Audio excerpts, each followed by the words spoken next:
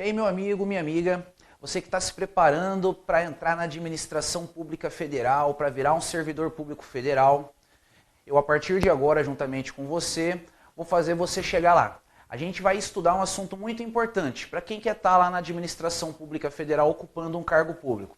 A gente, a partir de agora, vai conhecer a Lei 8.112, que é o Estatuto dos Servidores Públicos Civis da União.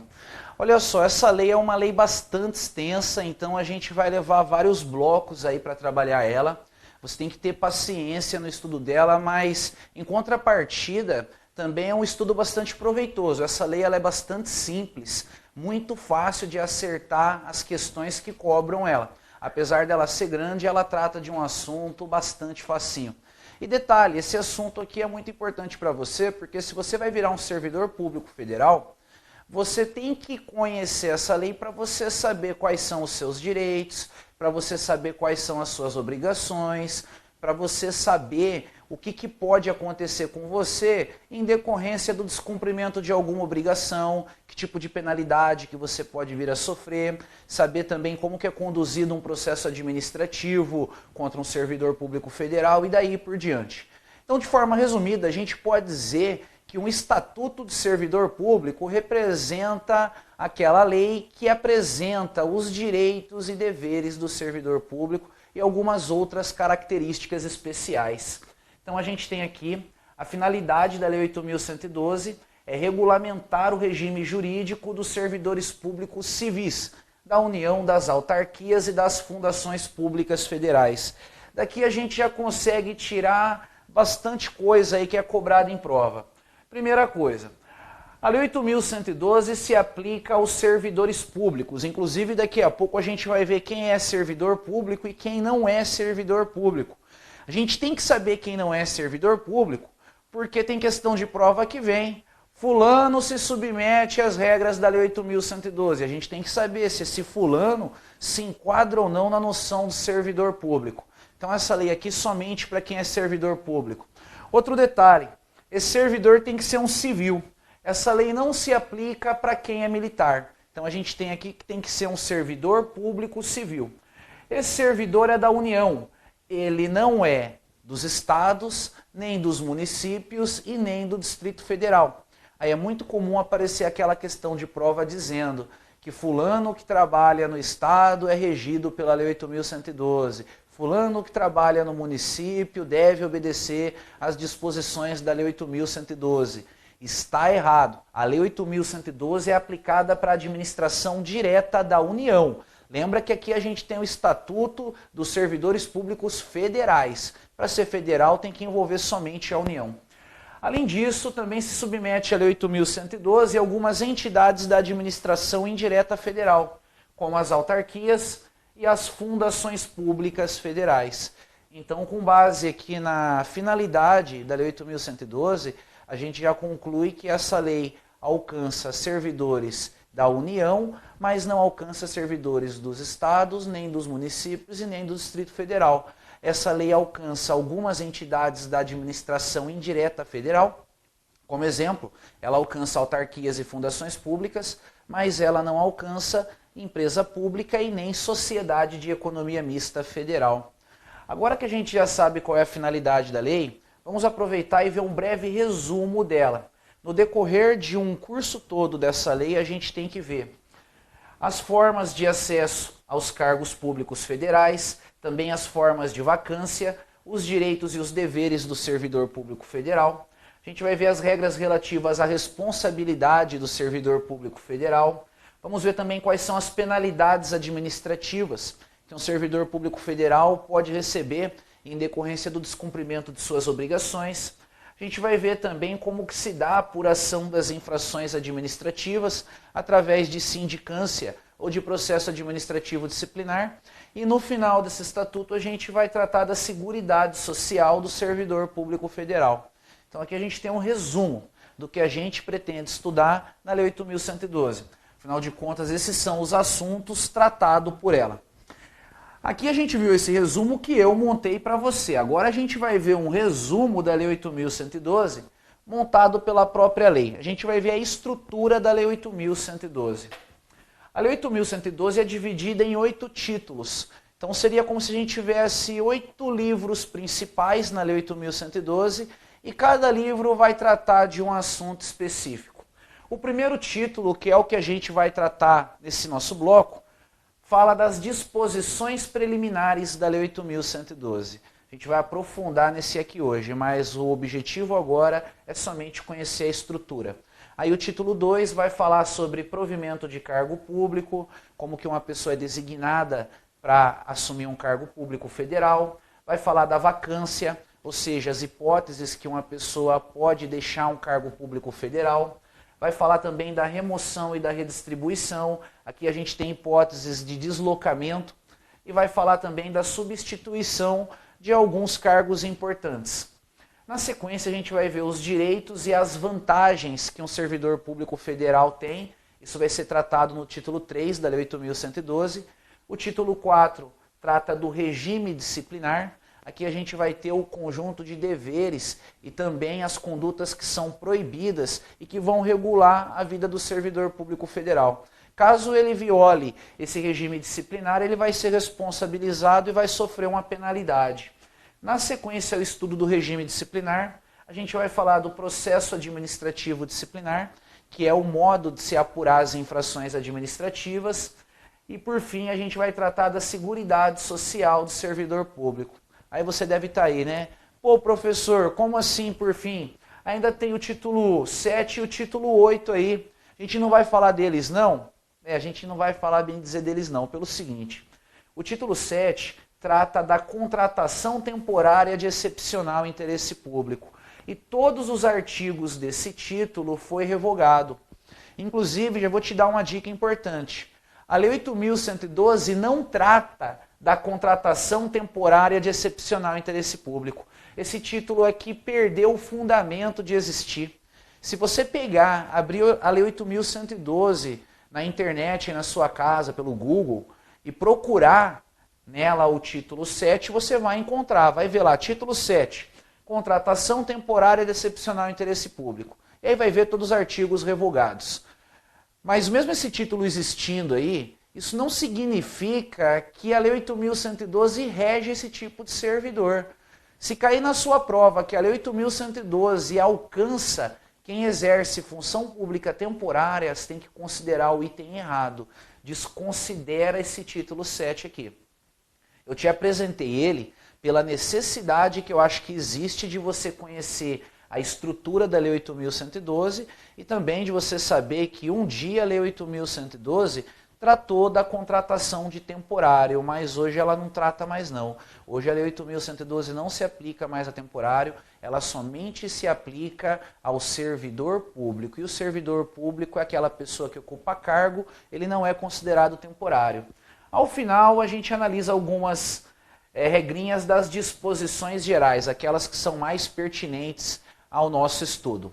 Então aqui a gente conheceu a estrutura da Lei 8.112 e é essa estrutura que a gente vai trabalhar durante todo o nosso curso. Ao final do nosso curso, você tem que ter condições de saber adequadamente o que é um servidor, o que é um cargo, como que uma pessoa entra no cargo público, como que a pessoa sai do cargo público. A pessoa está trabalhando numa cidade, ela pode ser removida para outra cidade. O que precisa acontecer para essa pessoa ser removida para outra cidade?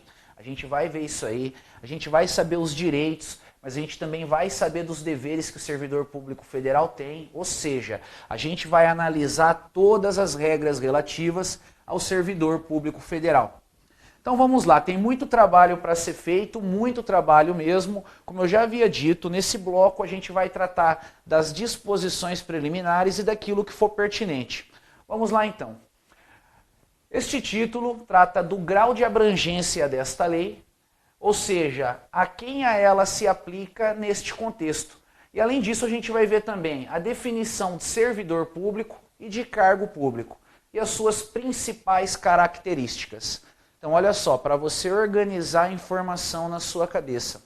Quando a gente estuda as disposições preliminares do Estatuto dos Servidores Públicos Civis da União, o que interessa para a gente aqui é saber quem pode obedecer e quem não pode obedecer à Lei 8.112. Ou melhor, quem deve obedecer e quem não deve obedecer à Lei 8.112.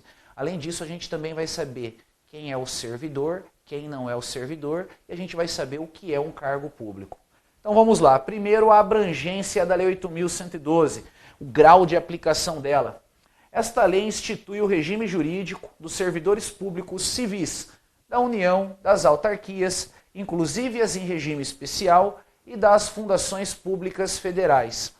Eu vou ser um pouquinho redundante, eu vou te lembrar aqui algumas coisas que eu já disse no começo do nosso estudo aqui. A Lei 8.112 se aplica somente a servidores. Esses servidores têm que ser civis e eles têm que ser da União. Eles podem ser da administração direta da União ou então, em alguns casos, da administração indireta da União. Para ser da administração indireta, esses servidores têm que ser das autarquias e das fundações públicas federais. Então, quem trabalha para uma empresa pública federal ou para uma sociedade de economia mista federal não tem que obedecer à Lei 8.112. A Lei 8.112 não alcança esse pessoal, só alcança quem está na administração direta federal, autarquias e fundações públicas. Um detalhe legal está aqui, ó. Autarquias, inclusive as em regime especial. Existem várias classificações a respeito das autarquias. E uma das classificações fala que existem algumas autarquias que adotam um regime especial. Independentemente de a gente ter uma autarquia comum, que é aquela que não adota regime especial, e de a gente ter uma autarquia em regime especial, que é a que adota o regime especial, qualquer uma delas estão submetidas às regras da Lei 8.112. A Lei 8.112 se aplica a qualquer tipo de autarquia federal, independente do tipo de estatuto que ela tem, beleza? Então, após ver aqui a abrangência da Lei 8.112, vamos em frente aí. Artigo 1º está dominado. E detalhe, hein? Artigo 1º já deu origem a muita questão de prova, cobrando aí quem que tem e quem que não tem que obedecer essa lei. Artigo 2º da Lei 8.112 vem definindo quem é o servidor público. Grave essa informação. Servidor é a pessoa legalmente investida em um cargo público. Simples assim. O servidor é a pessoa física que ocupa o cargo público. E é importante você ter uma noção adequada do que é cargo, do que é servidor, do que é função pública, para você não fazer confusão nesse conceito aí. Então você tem que tomar muito cuidado para não confundir o conceito de servidor público com o conceito de agente público. Servidor público é uma coisa, agente público é outra coisa. Então, a partir de agora, eu vou fazer o seguinte, eu vou pegar e vou explicar para você o que é agente público, quais são as classificações dos agentes públicos, e a partir daí a gente vai entender um pouquinho melhor quem é a figura do servidor público. Vamos lá então.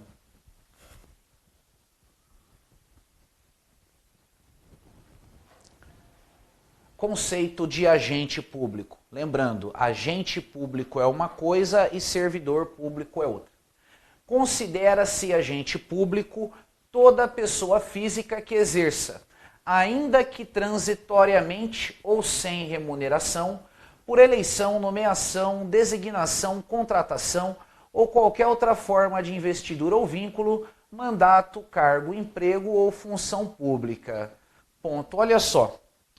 A gente viu que a lei fala que servidor público é a pessoa que ocupa cargo público. Olha o cargo aqui do lado. E o agente público representa uma noção muito maior aí, porque agente público representa a pessoa que exerce mandato, representa também a pessoa que exerce cargo, representa a pessoa que exerce emprego e a pessoa que exerce função pública. Então a gente conclui que o agente público é um gênero que comporta várias espécies. E o servidor público é só uma espécie de agente público. Para você ter uma noção um pouquinho melhor do conceito de agente público, presta atenção nisso aqui, ó. O agente público, para ele ser classificado assim, é só ele exercer qualquer tipo de função pública. Não interessa se essa pessoa tem um vínculo permanente ou transitório com a função pública. Olha só o conceito falando, ainda que a pessoa exerça transitoriamente Isso significa que a pessoa pode exercer função pública de forma permanente ou de forma transitória. Tanto faz. O que interessa é a pessoa exercer função pública. Se isso acontecer, a pessoa é classificada como agente público. Outro detalhe, essa pessoa pode ou não receber remuneração.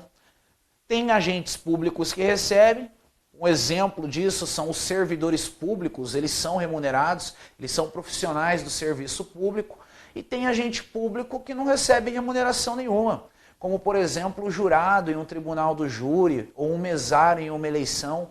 Esse pessoal exerce função pública, mas eles não recebem nenhum tipo de remuneração. Então o fato do exercício da função pública ser permanente ou ser transitório aqui não determina nada. O fato da pessoa receber ou não remuneração não determina nada. Também não interessa se essa pessoa foi eleita, se ela foi nomeada, se ela foi designada ou se ela foi contratada. O que interessa é ela exercer função pública, ela ter mandato, cargo, emprego ou função pública. Então, a partir desse conceito, a gente consegue classificar os agentes públicos. Os agentes públicos são classificados em 3 categorias. Existem os agentes políticos, os agentes administrativos e os particulares em colaboração com o poder público. Vamos pegar e falar brevemente um pouquinho de cada uma dessas classificações de agentes públicos, a começar pelos agentes políticos. Então, os agentes políticos são aqueles agentes públicos que estão nos mais altos escalões do poder público. Eles são responsáveis pelas diretrizes governamentais e são eles que são responsáveis também pelas funções de direção, orientação e supervisão geral da administração pública. Bom, para ficar mais simples, aqui é claro, você já deve ter entendido isso, a gente tem os políticos, né, aquele pessoal que a gente vota, vai entrar aí presidente, governador, vai entrar prefeito, vai entrar nesse conceito também os deputados federais e estaduais, os senadores e os vereadores. Só que detalhe, além desse pessoal que é eleito, tem alguns agentes políticos que não são eleitos.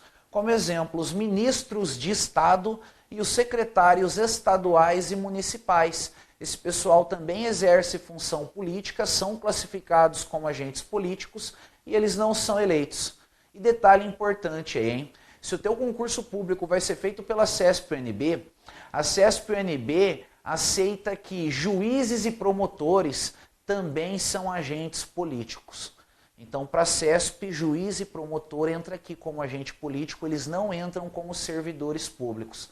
Então, a gente conclui o seguinte: quem é agente político não se submete à Lei 8.112. A Lei 8.112 não alcança nenhuma das autoridades que eu falei para você.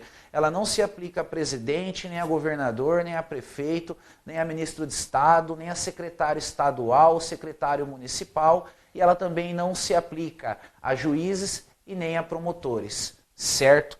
O que interessava aqui era isso, era a gente conhecer os agentes políticos para saber que eles não precisam se submeter à Lei 8.112. Vamos agora falar dos agentes administrativos. Aqui a gente tem as pessoas que exercem atividade pública de natureza profissional, permanente e remunerada. Então olha só, uma característica importante do agente administrativo é que quando ele vai se apresentar para alguém, e se alguém pergunta para ele, o que você faz da vida? Ele vai falar que ele trabalha com serviço público. É o ganha-pão dele de verdade, ele é um profissional do serviço público. Ele exerce a função dele de forma permanente, ou seja, existe uma característica de continuidade do exercício da função e ele recebe remuneração. Afinal de contas, se ser agente público é a profissão desse cara, então é claro que ele vai receber uma remuneração. Eles estão sujeitos à hierarquia funcional e ao regime jurídico estabelecido pelo ente ao qual pertencem. Ponto. Aí vem a pergunta, né? Então são os agentes administrativos que se submetem à Lei 8.112? Calma, não é bem assim não. Os agentes administrativos ainda sofrem uma subclassificação.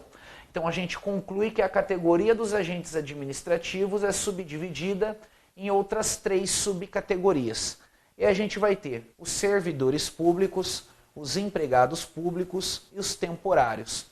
Então, servidor público é um tipo de agente administrativo. O servidor público é o agente administrativo que exerce cargo público. O empregado público é um agente administrativo que exerce emprego público. A grande diferença deles, então o servidor exerce cargo e o empregado público exerce emprego público. E o temporário é aquele agente administrativo que exerce uma função pública temporária. Então aqui a gente tem a função pública temporária. Então se cair na sua prova que a Lei 8.112 se aplica a todos os agentes administrativos federais, isso está errado. A Lei 8.112 somente se aplica aos agentes administrativos que exercem cargo público, ou seja, ela somente vai ser aplicada aos servidores públicos. A Lei 8.112 não se aplica a empregado público e nem se aplica a temporário. Então aqui a gente está melhorando o nosso entendimento de quem tem que obedecer a Lei 8.112. A gente viu que os políticos não precisam obedecer ela, os empregados públicos também não e os temporários também não. Por fim, a gente tem a categoria dos particulares em colaboração com o poder público. Aqui nessa categoria a gente vai ter os agentes honoríficos, os agentes delegados e os agentes credenciados. Detalhe, o agente delegado aqui não quer dizer que o tipo de agente público que a gente tem aqui é o delegado de polícia, não tem nada a ver. O delegado de polícia é um servidor público. Aqui a gente tem um outro tipo de agente público. Eu não pretendo aprofundar nessas subcategorias dos particulares em colaboração com o Estado. O que interessa para mim aqui é dizer o seguinte para você. Agente honorífico não se submete à Lei 8.112, agente delegado não se submete à Lei 8.112 e agente credenciado também não se submete à Lei 8.112. Somente os servidores públicos federais. Então a gente tem essa conclusão aqui, após a análise das espécies de agentes públicos, a gente conclui que a Lei 8.112 aplica-se apenas aos agentes públicos classificados como servidores públicos. E esses são aqueles que ocupam cargo público na administração pública federal. Então acredito eu que depois dessa você tá craque, tá pronto para definir adequadamente quem é servidor. Servidor é a pessoa que ocupa cargo. O artigo 3º da Lei 8.112 conceitua cargo público como sendo um conjunto de atribuições e responsabilidades previstas na estrutura organizacional que devem ser cometidas a um servidor. Então olha só, para simplificar isso aqui, cargo público é aquilo que é de um servidor. Se o servidor é quem ocupa cargo, o cargo é ocupado pelo servidor. Aqui nós temos as atribuições e as responsabilidades de um servidor. O que você não pode considerar certo na sua prova é aquela questão que fala que o cargo público é um conjunto de atribuições e responsabilidades que devem ser cometidas a um empregado ou a um temporário. Está errado. Lembra sempre, cargo servidor, servidor cargo. Os cargos públicos acessíveis a todos os brasileiros são criados por lei. Regrinha importante isso aqui, ó, como que um cargo público é criado por lei. Ele tem denominação própria e o vencimento do cargo vai ser pago pelos cofres públicos. E o provimento de um cargo público pode ser feito em caráter efetivo ou então em caráter comissionado. A gente vai trabalhar todas essas características aqui a partir de agora. Criação de cargo, espécie de cargo, cargo efetivo, cargo em comissão. Então vamos lá, vamos em frente aqui para a gente entender um pouco mais a respeito dos cargos públicos. Primeiro, alguns detalhes aqui a respeito dos cargos. A gente tem como primeiro detalhe a criação do cargo, e a criação do cargo a gente já viu, o próprio texto da lei mostrou para nós. A criação do cargo é feita apenas por lei. grava isso, não tem cargo público federal criado por uma forma diferente do que a lei. Agora, no caso da extinção dos cargos, fica ligado. A extinção do cargo pode acontecer por lei ou pode acontecer por decreto. Isso vai depender do fato do cargo público estar ocupado ou não. Funciona assim. Se o cargo público federal estiver ocupado, ele apenas vai poder ser extinto por meio de lei. Agora, se o cargo público federal estiver vago, aí ele vai poder ser extinto por um decreto do presidente da República. Então grava aí, você tem que pegar e fazer um mapa mental agora. Cargo público ocupado, extinção por lei. Cargo público vago, extinção por decreto do presidente da República.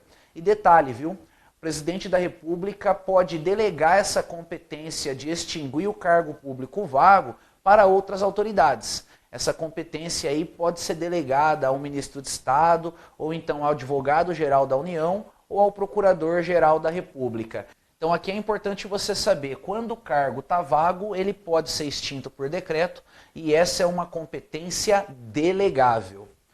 Beleza. A gente já sabe aqui então como que o cargo é criado, como que o cargo é extinto. Seguindo em frente.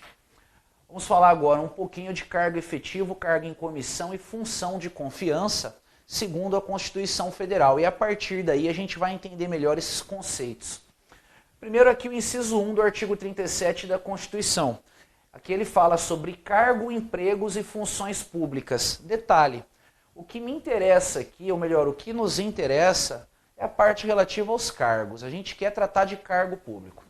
Então a gente conclui que os cargos são acessíveis aos brasileiros que preencham os requisitos estabelecidos em lei, assim como aos estrangeiros na forma da lei. Então, primeira regra importante, o cargo pode ser acessível tanto ao brasileiro quanto ao estrangeiro. É possível que um estrangeiro assuma cargo público federal, sim. Depois a gente vai ver algumas hipóteses em que isso pode acontecer. Cargo é para brasileiro e também para estrangeiro. Continuando. A investidura em cargo ou emprego depende de aprovação prévia em concurso público de provas ou de provas e títulos, de acordo com a natureza e a complexidade do cargo ou emprego, na forma prevista em lei. Para aqui. O que interessa para nós é o texto referente ao cargo público e a gente tem que extrair o seguinte daqui. A investidura em cargo público depende de aprovação prévia em concurso. Só que detalhe, o cargo público pode ser classificado em dois tipos. Tem o chamado cargo efetivo e o cargo em comissão. E agora essa diferenciação vai ser muito importante para a gente. Então vamos lá. Cargo efetivo e o cargo em comissão. O cargo efetivo é o cargo que depende de aprovação em concurso público para ser provido. É o cargo que o texto da questão veio trabalhando aqui até onde eu marquei esse ponto grande aqui. Então, cargo efetivo, aquele que a pessoa precisa passar em concurso. Anota aí, depende de aprovação em concurso. Já o caso do cargo em comissão, aqui a pessoa que vai assumir ele não precisa passar em concurso não. Cargo em comissão é cargo de livre nomeação e livre exoneração. Então, muito cuidado. A gente conclui o seguinte, não é todo o cargo público que é provido mediante concurso público. O concurso público é só para cargo efetivo. Para cargo em comissão não precisa de concurso. Olha só, a própria Constituição Federal está falando isso após o ponto. Está falando, né, que precisa de concurso para o ingresso em cargo público, e aí continua. Ressalvadas as nomeações para cargo em comissão, declarado em lei de livre nomeação e livre exoneração. Então ficou dessa forma. O cargo efetivo precisa de concurso, o cargo em comissão não precisa de concurso. E a gente tem também aqui em cima o conceito função de confiança. A função de confiança é uma coisa diferente de cargo efetivo e de cargo em comissão. O detalhe importante aqui é que uma função de confiança só pode ser ocupada por alguém que já exerce um cargo efetivo. Então, olha só, para o cidadão assumir um cargo efetivo, ele tem que passar em um concurso. Depois que ele está em um cargo efetivo, ele pode ser designado para uma função de confiança. Para ser designado para essa função, esse cidadão não precisa passar em outro concurso. Ele só precisa passar no concurso para assumir o cargo efetivo. Então, detalhe, você tem que interpretar a coisa da seguinte forma. Se a questão fala que o servidor precisa passar em um concurso para assumir a função de confiança, você fala que não, está errado. O servidor tem que ser ocupante de cargo efetivo para assumir a função de confiança. Passar no concurso ele precisa para assumir o cargo efetivo. Agora, no caso do cargo em comissão, esse cargo pode ser provido por qualquer um. O cargo em comissão pode ser provido por uma pessoa que já ocupa cargo efetivo ou então por um particular estranho à administração pública. Então, a grande diferença da função de confiança para o cargo de comissão, para o cargo de confiança, é que o cargo de confiança não exige que o seu ocupante seja um ocupante servidor que está no cargo efetivo. Já a função de confiança só pode ser ocupada por aquele que tem um cargo efetivo. Deu para destacar aí a diferença, né? Então, beleza. Vamos em frente aí. A gente ainda tem um detalhe importante para passar a respeito do cargo em comissão e da função de confiança. Só limpar o nosso quadro. Vamos lá. O inciso 5 do artigo 37 da Constituição traz uma regrinha muito importante.